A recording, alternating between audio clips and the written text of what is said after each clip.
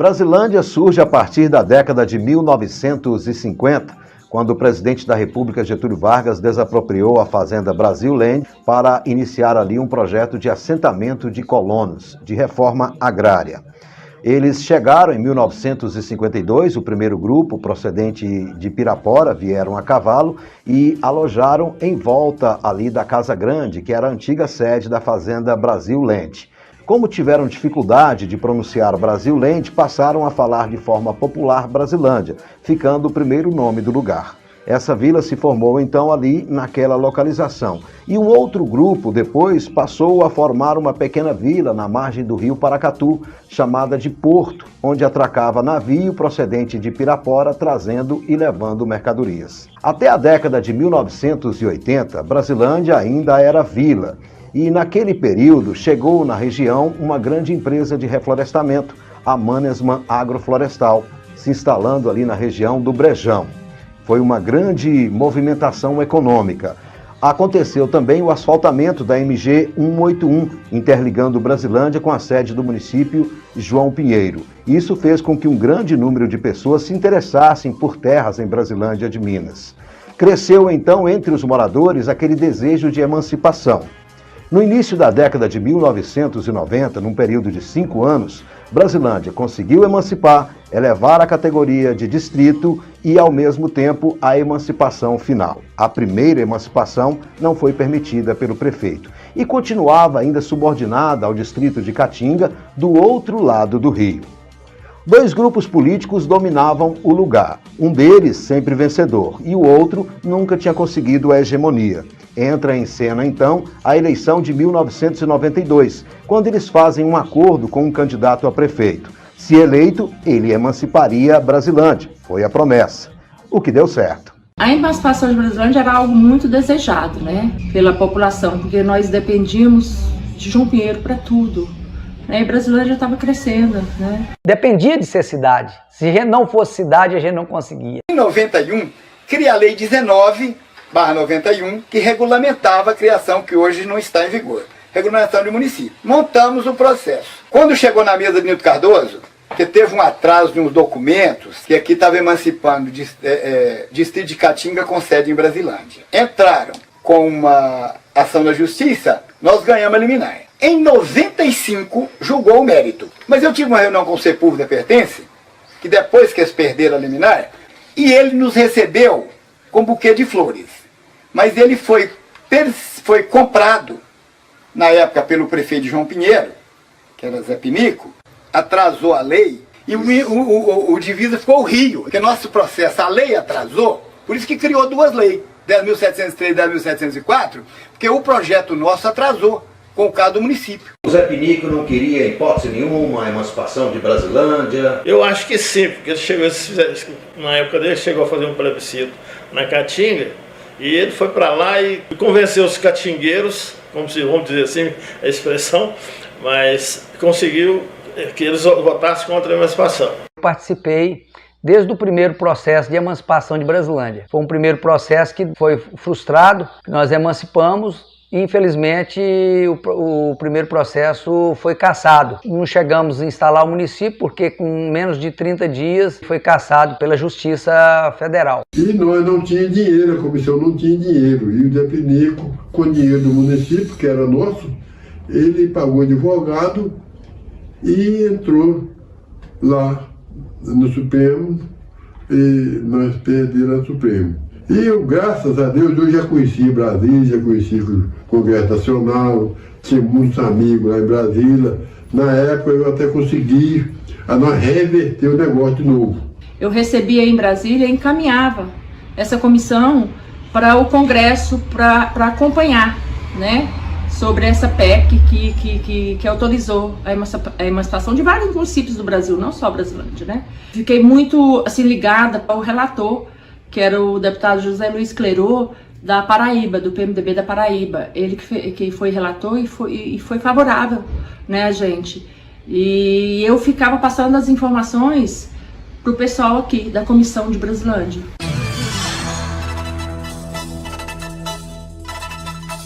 Maria Neto era candidata em João Pinheiro, ele veio e me convidou para ser candidato a vereador aqui em Brasilândia. Eu falei, não resistiam em não entrar, porque eu não via um futuro para Brasilândia se não emancipasse. Aí eu disse para ele que se prometesse ajudar na emancipação, que eu estaria disposto a ser um candidato a vereador. E ele prometeu, e de fato, além de prometer, o que a gente precisou na emancipação, quando emancipou, ele honrou com a palavra e nos ajudou muito com relação à emancipação.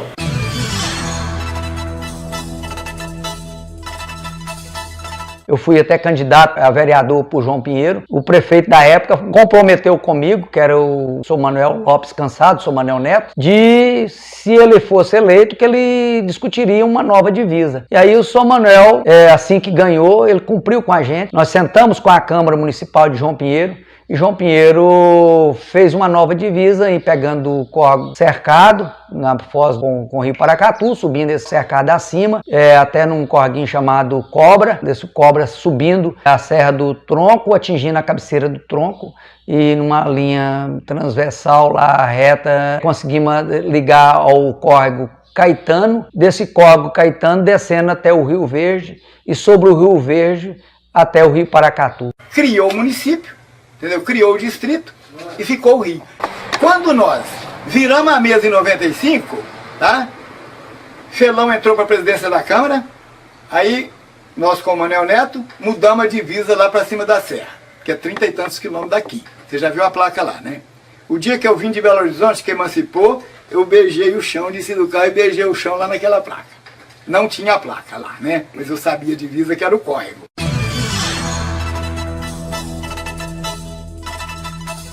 Na época, eu conheci o deputado Elmiro Nascimento e era um sonho de ver Brasilândia emancipada. Nós andávamos com as nossas próprias pernas, nós sermos independentes. O processo de emancipação foi um processo, iniciei juntamente com o deputado Elmiro Nascimento, criamos o distrito, de comum acordo com a Câmara de João Pinheiro, depois de tantas lutas, fomos levando documentos. Tinha semana que eu ia 3, 4 vezes a Belo Horizonte, levar o deputado ligava e falava, tá precisando da declaração tal, que corria lá em João Pinheiro, pegava o documento e corria para Belo Horizonte. Eu tinha uma belina velha e essa belina não parava, né?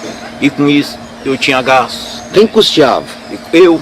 Emancipamos no dia 22 de dezembro de 95, e 96 era as eleições. Então tinha um período de vacância aí. Era um período de organização do município, do novo município, organização política e tudo mais, esse período de transição. Então nós ficamos emancipados, mas porém sem instalar o município, pertencendo ao município mãe. Nós éramos 4 pessoas participantes dessa comissão, era o senhor Zizinho, o Mário Menezes e o José Dentista e eu. Nós não tivemos transição, porque houve um desentendimento, né, na hora da indicação. Eu era um dos nomes indicado para ser o intendente. Aí tinha um outro grupo que tinha um outro nome. E aí essa divergência de opinião fez com que o governo do estado decidisse a não montar esse governo transitório. O município de João Pinheiro, né, que principalmente, que era o responsável por essa transição, decidiu que não iria fazer. A nossa comissão, a gente respeitava muito cada pessoa na questão de partidarismo, sabe? Eu, juntamente com o Zizinho e o Zé Dentista, nós criamos o PSDB aqui em Brasilândia.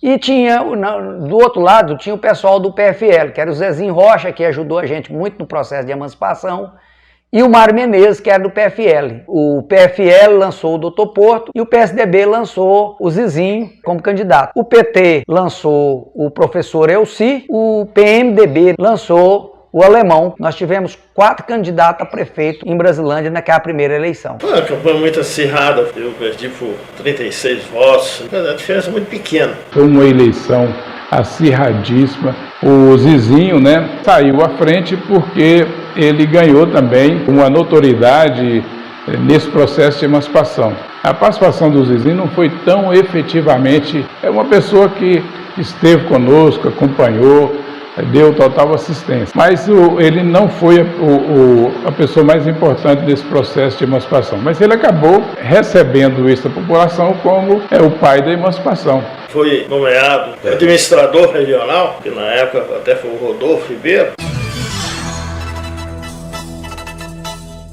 O município criou sem nada, praticamente do zero. O ex-prefeito Zizinho, João Cardoso Couto, em 97 tomou posse zerado, sem nada. Após a emancipação de Brasilândia, qual foi o papel da Codevasf nisso tudo? A Codevasf teve um papel, eu diria, fundamental, de grande relevância e importância. Porque eu me lembro muito bem, a prefeitura não tinha, lógico, estava começando, não tinha nenhuma cadeira, digamos assim, para o prefeito sentar, né? O senhor Zizinho, na época, me procurou para a gente, vendo a possibilidade de a gente ceder parte daquela estrutura, onde era o escritório lá do Codevasf, que hoje é a sede da prefeitura.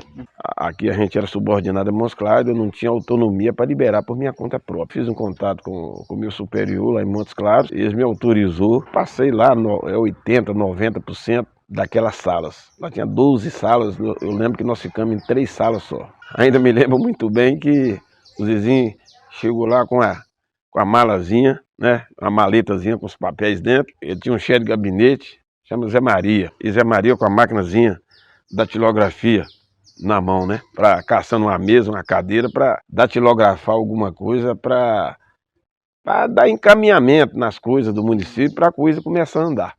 Foi cedido pela Codevasf, o prédio da prefeitura, e nesse meio tempo pegou as coisas emprestadas das escolas dos estaduais, as coisas mais velhas que eles já tinham trocado, estava guardada, e eles pegaram as mesas, as cadeiras, e não tinha carro. Nós começamos a trabalhar com carro próprio, o prefeito mesmo, colocando o carro dele à disposição do município. Tinha só um postinho de saúde que veio, tinha um médico só durante o dia, à noite fechava, e a gente saía com as pessoas, não tinha telefone fixo e nem celular. Aqui não tinha telefone, a gente ficava em casa, quando adoecia chamava a gente levava para o Hospital Santana, os doentes, e chegava lá, pagava a consulta, se fosse caso de internamento, internava pelo SUS no Hospital Santana. Mesa, cadeiras, os utensílios materiais que tinha lá, por exemplo, eu me lembro muito bem, lá tinha uma cozinha, eu passei fogão, geladeira, nós passamos tudo para que a prefeitura pudesse iniciar os trabalhos ali. Fazendo o seguinte, nós continuamos tocando a fazenda normal, né, inclusive até com parceria da prefeitura, melhoria nas estradas e etc. E logo após nós ganhamos uma ambulância pela Ascomp, uma associação que tinha aqui, José Francisco é dentista, que era o presidente dessa Ascomp, e conseguimos com um deputado a emenda que não tinha o CNPJ da prefeitura ainda, não tinha nada montado, estava em fase de montagem. Aí não tinha como vir direto para o município, veio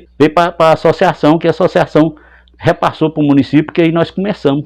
Era uma Fiorino. Na época eu era presidente da Associação do Bairro Contingente.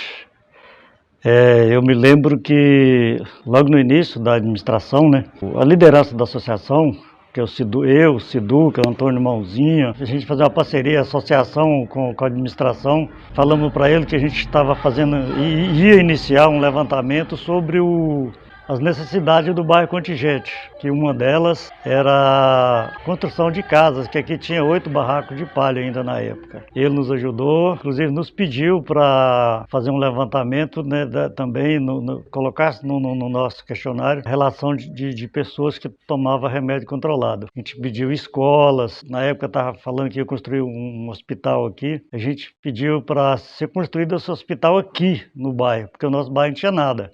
Ele me prometeu, me pediu que eu verificasse o local, se encontrasse o local, é onde está construído o PA, que é o hospital nosso aqui hoje.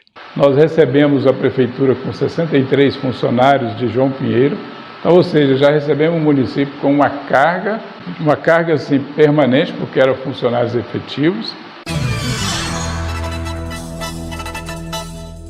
O vereador mais velho eleito é José Alves da Rocha Filho, o Zé Rocha. Ele deu posse aos vereadores, deu posse ao prefeito e vice-prefeito. O Zé Francisco, o Zé Dentista, ele foi o primeiro presidente da Câmara de Brasilândia. O Zizinho, na época, passou para ele R$5.000 para ele comprar os móveis. E ele alugou um prédio lá no Porto, mas ficou muita coisa sem comprar, igual, por exemplo, som para gravar as reuniões, filmador, essas coisas ele não comprava. Infelizmente, não tinha como gravar as reuniões. Às vezes você falava uma coisa, não tinha como comprovar. Às vezes o colega falava alguma coisa, e só comprovava com a ata fazia de acordo com que eles queriam, então não tinha como, aprovava a ata, não tinha como provar. Vereadores e prefeitos não havia oposição, estavam sempre sentados à mesa, né, os 9 vereadores, prefeito e vice-prefeito, para discutir políticas públicas que precisavam ser implantadas no município, independente de partidos, né? Fui o segundo presidente da Câmara aqui. Naquela época não tinha lei de responsabilidade fiscal. Você poderia passar dívida de um ano, você poderia passar para o ano seguinte. Eu topei uma dívida de R$10.481 de dívida. Aí eu comecei a fazer os cortes. O assessor jurídico que ganhava R$600, eu consegui baixar ele para 2 salários mínimos, que era 240, que era R$120 o salário mínimo naquela época. O assessor contábil, o contador, ele também ganhava 600, eu baixei ele para 240. O básico nós deixamos, está aí um prédio muito bem estruturado da Câmara, a lei orgânica que ela não foi reformulada até hoje, o que significa que ela atendeu a demanda daquele momento e uma demanda futura. Eu tive a ideia de construir, porque senão eu teria que devolver para o Executivo aquele recurso que eu tinha conseguido segurar no Legislativo. Comprei 1.000 sacos de cimento, 10.000 tijolos, comprei a ferragem e o projeto da Câmara, da construção da Câmara. Eu pedi para o André, eles estavam construindo o André da Fux, e eu consegui com ele o projeto. Foi a Somontes que fez esse projeto. Era uma empresa lá de Patos de Minas e me deu o projeto. E o terreno consegui através da Codevasf. Quando eu estava no IGA, pegando o mapa e o memorial do estilo para levar para a Assembleia, Mário, a doutora me entregou. O IGA expediu um documento errado. Não tive coragem de falar. Quando eu cheguei aqui, peguei meus catálogos de telefone e fui ligar para o Brasil inteiro. Só pode ter um topônimo no Brasil. Não pode existir outra João Pinheiro MG. Veio o nome errado, Brasilândia MG. Aí eu falei, doutora, nós temos que corrigir, vamos ter que pôr Brasilândia de Minas. Você sabe o que ia acontecer com Brasilândia? Hora de publicar no Diário Oficial, Brasilândia sairia. E até hoje seria distrito. E nós estaríamos melhor do que estamos. A sociedade não sabe dessa sua esperteza. Dessa história não é esperteza, é conhecimento. Conhecimento. Eu convivia, quer dizer, é um caso inédito eu saber.